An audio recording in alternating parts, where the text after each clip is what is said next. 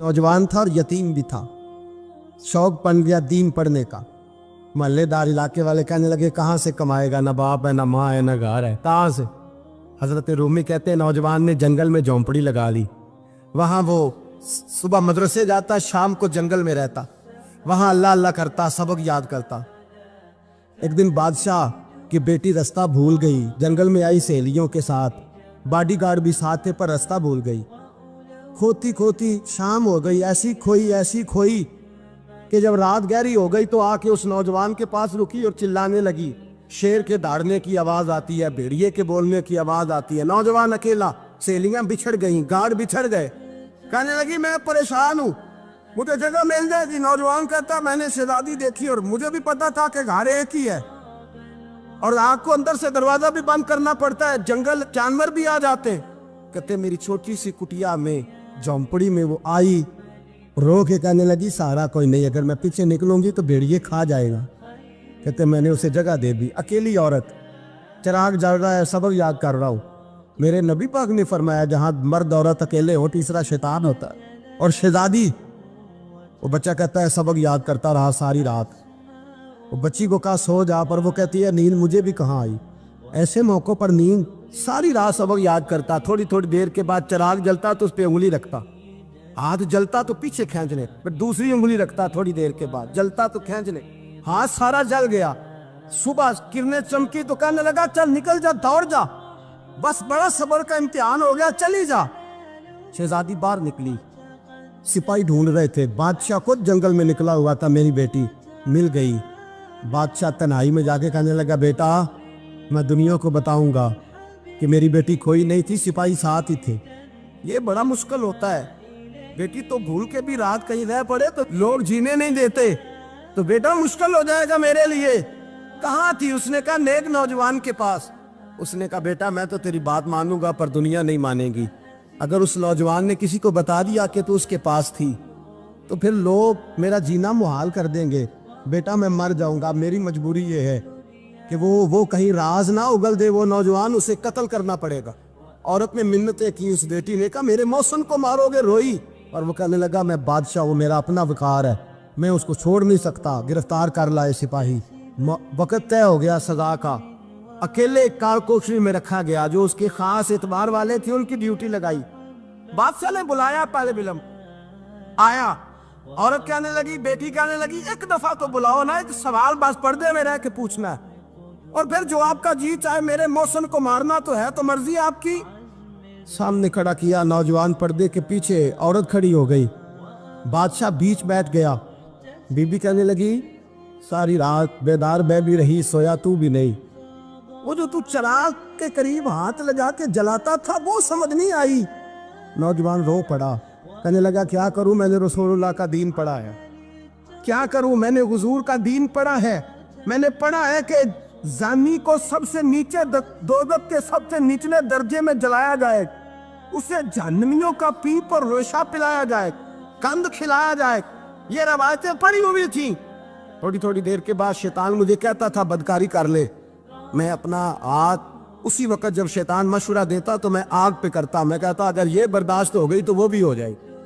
जब हाथ जलता तो मैं समझ जाता नहीं तुझसे तो ये नहीं बर्दाश्त होती, तो वो कैसे होगी। फिर मुझे शैतान मशवरा देता कोई देख नहीं रहा, तो बुलाने नहीं गया, खुद आई, मैं दूसरी उंगली लगा देता। मैंने हाथ जलाया और मैं समझ गया जब छोटे से चिराग की इतनी सी शमा की आग नहीं बर्दाश्त होती तो दोज़ख कैसे बर्दाश्त होगी। कहता मैं बाज आया। बादशाह ने ये कहानी सुनी, लफ्ज सुने तो चीख मार के रोया। कहने लगा ओ तालिब इल्म, तू तो मेरे नबी का सच्चा गुलाम है, और मेरे रसूल के जो सच्चे गुलाम होते हैं उन्हें फांसियां नहीं दी जाती, उन्हें तख्त पर बिठाया जाता है। अब तुझे सजा नहीं होगी, बल्कि मैं अपनी बेटी का निकाह तेरे साथ करूंगा और मेरे बाद इस सल्तनत का बादशाह भी तू ही बनेगा। अब वो नौजवान वहां नारे लगा रहा है, कहता लोगों तुम मुझे कहते थे दीन से क्या मिलता है, दीन से तो अल्लाह तख्त व ताज भी अता फरमा देता है। अगर नौजवान शर्म व हया वाले बन के रहे अल्लाह सारी इज्जतें दे देगा। देखे ना अल्लाह के फजल से इज्जत मिलती है, और जब कोई इज्जतदारों जैसा काम ही ना करे। एक बात और अर्ज करनी है पर वक्त थोड़ा रह गया। जवानों, मैं ना जब कभी परेशान होता हूँ ना तो मैं ये वाली बात खोल के पढ़ता हूँ। वाला ये बात ढारस बनाती है, ढारस توانائی دیتی ہے, پورا مضمون باندھا ہے. اعلیٰ حضرت کہتے ہیں بیروپیہ تھا, مداری, روپ بدل بدل کے دکھایا کرتا تھا, بادشاہوں سے انعام لیتا تھا. ایک دن اورنگزیب عالمگیر کے پاس آ گیا, کہنے لگا میں روپ بدلوں گا, اگر آپ پہچان نہ سکے تو میں انعام لوں گا. آپ نے فرمایا میں کوئی ایسے ویسا بادشاہ نہیں, کہا مجھے دھوکہ دینا مشکل ہے. کہا نہیں, میں روپ بدلوں گا. حضرت اورنگزیب عالمگیر بڑے نیک بادشاہ گزرے, بڑے پرہیزگار. وہ بیروپیہ کہنے لگا میں روپ بدلوں گا, آپ نہیں پہچان سکیں گے. فرمایا چل جتنا تیرے اندر زور ہے لگا لے. حضرت نے اعلان کیا کہ میں نے فوجی بھرتی کر دیں, 2 ماہ کے بعد ٹیسٹ ہوگا. وہ 2 مہینے دوڑتا رہا, رنگ روپ بناتا رہا, آیا ٹیسٹ دینے, 2-3 سپاہیوں کا امتحان لیا. اس کی باری آئی تو 10 روپے دیے, کہنے لگے تیرے آنے جانے کا کرایہ میں نے تجھے پہچان لیا ہے. کچھ دنوں کے بعد جانے لگے سفر پر, تو بھکاری آ گئے خیرات مانگنے. اس نے بھی سارے منہ پر سیاہی مال لی, کپڑے پھاڑ لیے, سر کے بال مڈا لیے, پگے تک کٹا لی, بدرنگ ہو کے آیا. کاسا آگے کیا تو حضرت نے 10 روپے ڈالے, کہنے لگے تیرے آنے جانے کا کرایہ میں نے پہچان لیا ہے. کچھ دن گزرے تو ٹیچر کی ضرورت تھی. اس نے منہ بڑی کر لی, داڑھی نکلی لگا لی, سر پہ جنا کیپ پہن لی, ایک شیروانی لے لی اور ہاتھ میں چھڑی پکڑ کے آیا. کہنے لگا میں استاد ہوں, 2-4 بندوں کا امتحان لیا, اس کی باری آئی تو 5 روپے دیے, 10 روپے دیے, کہا تیرا کرایہ میں نے پہچان لیا. 2 سال گزر گئے. وہ جب بھی آتا حضرت پہچان لیتے. ایک دن سفر پہ جا رہے تھے, بہت بڑا لشکر تھا, جہاد کرنے جا رہے تھے اورنگزیب عالمگیر. تو دیکھا ایک پہاڑی ہے, پہاڑی پہ لوگ جا بھی رہے ہیں آ بھی رہے. اورنگزیب عالمگیر پوچھنے لگے یہاں کیا ہے؟ کہنے لگے بابا جی بیٹھے ہیں دعا کرتے ہیں, اللہ کے نیک بندے ہیں. اورنگزیب کہنے لگے یار پرانے لوگ سارے ہی اللہ والوں کو مانتے, یہ بھی مصیبت آئی ہے جتنی نہیں آئی ہے, سارے لوگ ہی مانتے. کہنے لگے ذرا میں دعا نہ کرا لوں, بچے کام جا رہا ہوں.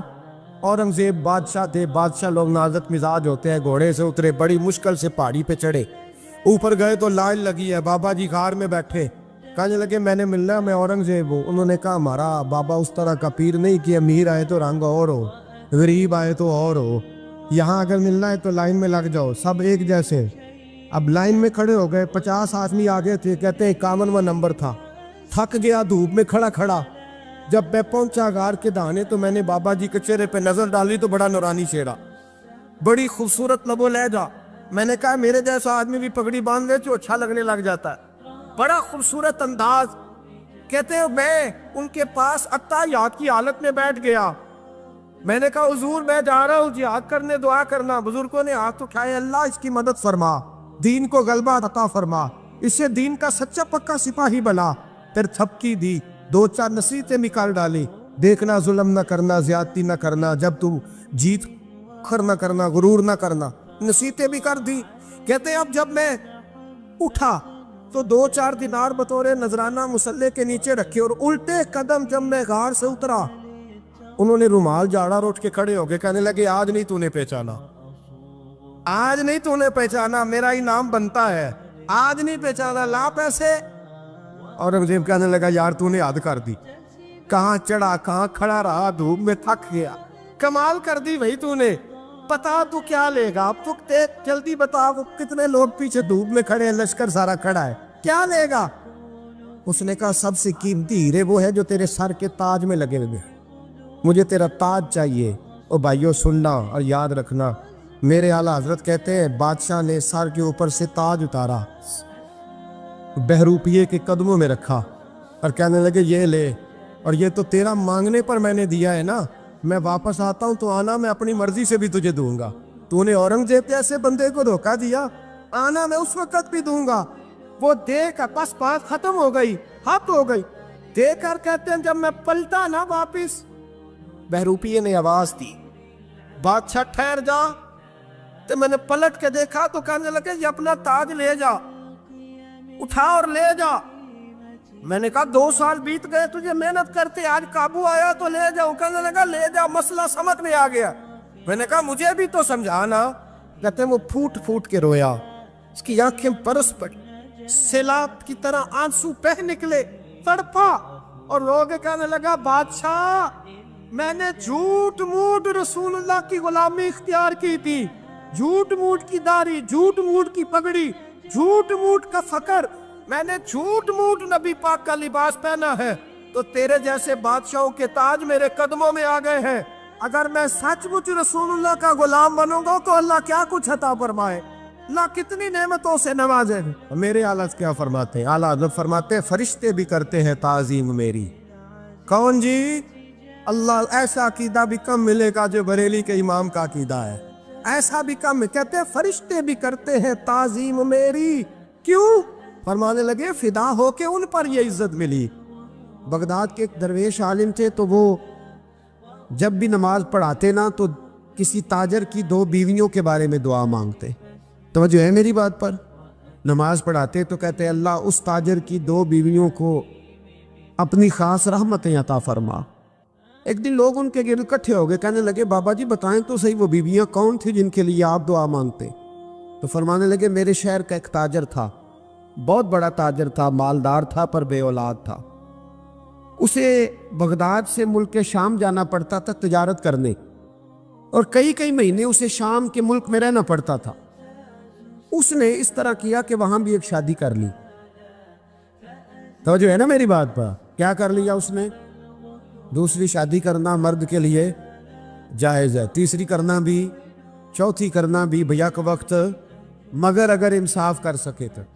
अगर चारों में हम ना आधा मसला सुनते हैं और आधा ही बयान करते हैं, अगर इंसाफ ना कर सके फिर उसके लिए 4 जायज़, फिर वो एक ही रखेगा। तो अजीज दोस्त, दूसरा निकाह कर लिया, शादी हो गई। अब वो वहां कुछ ज्यादा वक्त गुजारने लगा, मालदार आदमी था, बीवी को मकान भी लेके दे दिया। अब वो जरा देर से आता वापिस, और जब आता भी तो उसके वो वाले अंदाज ना होते जो पहले हुआ करते थे। अब बीवी से बड़ा जासूस भी कोई नहीं होता, उसको तो पहले पता चल जाता है कि माजरा क्या है, उसे बड़ी खबर होती है। तो उसने महसूस कर लिया कि बदले बदले से मेरी सरकार नजर आते। वो कहने लगी अब के जब आता जाता है तो इसके हालात कुछ बदले बदले से हैं, माहौल कुछ और है। उसने एक बूढ़ा आदमी जो उसका अजीज भी था और समझदार भी था, उसको तैयार किया। कहने लगी अब के जब मुल्क के शाम जाए ना तो इसका पीछा करना और खबर करना कि कहाँ रहता है, कहाँ जाता है, क्या करता है। वो बूढ़े बुजुर्ग जो थे वो खातून के कहने पर कुछ उसने किराया भी दिया। वो उस ताजर के पीछे गए और वापस आके खबर दी। कहने लगे कि ये तो 2-3 साल बीत गए, इसने वहाँ भी शादी की हुई है, तुझे बताया ही नहीं। बीवी बड़ी समझदार थी, हौसला मंद, जीरक, उसने शोर नहीं मचाया। उसने कहा कि मैं ना अब जब आएगा ना तो तरीके से बात करूंगी और पूछूंगी कि ऐसा क्यों किया। और ये भी उसने आके बताया कि अगर तेरे साथ निकाह के बाद उसे औलाद नहीं मिली तो औलाद वहां भी कोई नहीं, कि मुकम्मल तफसीलात। अब जब इस दफा खामंद आया तो आते ही वो बीमार हो गया, कमजोर होने लगा। अब खातून ने मुनासिब नहीं समझा कि आते ही धड़ाम से मैं उसके सर पर ये ठोड़ दूं कि तूने निकाह किया हुआ है और मुझे बताया नहीं। वो जरा तसल्ली में रही, कुछ वो बीमार था, हौसला रखा, खिदमत करती रही। कुछ दिन गुजरे तो वो ताजर इंतकाल कर गया, फौत हो गया। अब राज खोल न सका, इद्दत गुजारी, और जब सारा माल जमा किया ना तो अशरफियों की बोरियां भर गई। सारा माल उस बीबी का, 4 बोरियों में अशरफियां, 4। यहां तो पेट का दोज़ख है, माज़ अल्लाह भरता ही नहीं। हाल में मजीद, हाल में मजीद। वो जो कहते थे ना कि बस बाहर चला जाऊं और बाहर मैं कुछ थोड़े से पैसे कमा के 2-3 साल में लौट आऊंगा, फिर यहाँ आके कोई कारोबार करूंगा, वो गए हैं तो वापस नहीं आए। वो जो कहते थे ना बस मैंने इतना सा कारोबार करना है कि मकान बन जाए, उन्होंने 4 मकान भी बना लिए हैं, लेकिन ब्रेक हल में मजीद की दौड़ है। अब 4 बोरियां उस औरत ने छुपाए रखी। कोई बंदा नहीं जानता बगदाद में कि मुल्क के शाम में ताजर की दूसरी बीवी भी है। जब वो फारिग हुई तो उसने उस बूढ़े जासूस को फिर बुलाया और 2 बोरियां ऊंट पे रखी, खुद भी साथ बैठी और मुल्क के शाम गई। अल्लाह अकबर। वह बुजुर्ग कहते हैं मैं ऐसे नहीं दुआ करता। उसको जाके कहने लगी मैं अकेली वारिस नहीं हूँ, आधे की वारिस तू भी है। मैं अकेली वारिस नहीं, ये तक़सीम विरासत है, आधी की वारिस तू भी है। तो रख अपने पैसे, मुझे पता है उसने निकाह किया था पर मुझे बताया नहीं था, तो रख अपने पैसे, मैं तुझे दे रही हूँ, आधे तेरे हैं आधे मेरे हैं। उसने नजर उठाई तो रो पड़ी, कहने लगी नहीं अब ये सारे तेरे ही हैं, اگر تو اللہ سے ڈرتی ہے تو میں بھی رب سے ڈرتی ہوں، اگر تو مصطفیٰ کریم کا کلمہ پڑھتی ہے تو میں بھی اسی نبی کی ماننے والی ہوں۔ کہا بات کیا ہے، میرا کیوں ہے سارا؟ تو وہ خاتون کہنے لگی وہ 2 سال 3 سال سے میرے ساتھ نکاح تھا اور اس نے بتایا تھا مجھے کہ میری بیوی بھی ہے، اور میں غریب تھی تو میرے والدین کو بھی بتایا تھا کہ میری دوسری شادی ہے۔ یہ مکان اس نے مجھے لے کے دیا تھا، میرے تمام اخراجات وہ پورے کرتا تھا، نان و نفقہ کا خیال رکھتا تھا، لیکن اب کہ جب وہ آیا تو وہ بیمار تھا۔ اس نے مجھے بتایا کہ مجھے طبیب نے بتایا ہے کہ میں شدید بیمار ہوں، شاید بچ نہ سکوں۔ تو کہنے لگی وہ مجھے کئی لاکھ روپے بھی دے گیا اور جاتے دفعہ مجھے طلاق بھی دے گیا، فارغ کر گیا۔ کہنے لگا تو جہاں چاہے میرے بعد نکاح کر سکتی ہے، اور کہنے لگا میں چاہتا تھا پہلی بیوی کو بتا دوں، موقع نہیں بنا اور اس کا دل نہ ٹوٹے، بتا نہیں پایا، لہذا وہ مجھے ڈھیر سارے پیسے دے چکا ہے، سارا میرا حصہ مجھے پہلے سے دے چکا ہے۔ میری بہن اب یہ 4 بوریوں میں سے 2 میری نہیں بلکہ 4 کی 4 ہی تیری ہے، تو ہی اس کی حقدار ہے۔ تو بزرگ کہتے ہیں مجھے بتاؤ جن کے اندر اس قسم کے تقوی کی جھلک ہو ان کے لیے ہر نماز کے بعد دعا مانگنی چاہیے کہ نہیں مانگنی چاہیے؟